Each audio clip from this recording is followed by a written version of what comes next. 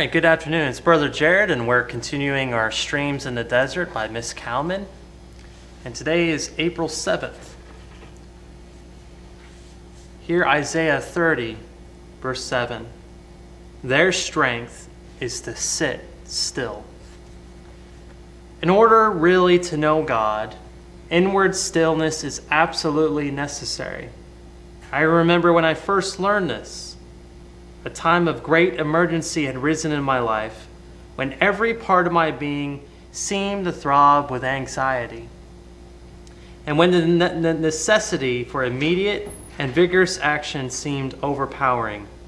And yet circumstances were such that I could do nothing, and the person who could would not stir.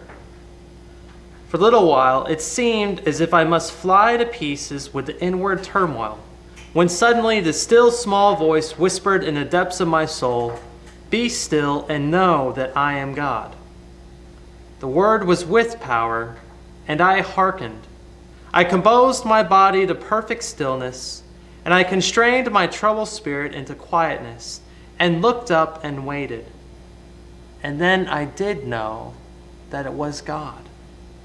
God, even in the very emergency, and in my helplessness to meet it, and I rested in him. It was an experience that I would not have missed for worlds. And I might add also that out of this stillness seemed to arise the power to deal with the emergency that very soon brought to it a successful issue. I learned that effectually that my strength was to sit still.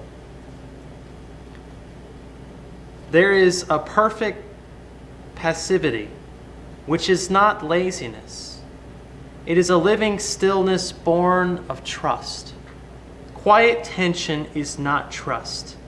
It is simply compressed anxiety. Not in the tumult of the rending storm, not in the earthquake or devouring flame, but in the hush that could all fear transform. The still small whisper to the prophet came. O soul, keep silence on the mountain of God, though cares and needs throb around thee like a sea, from supplications and desires unshod. Be still and hear what God shall say to thee.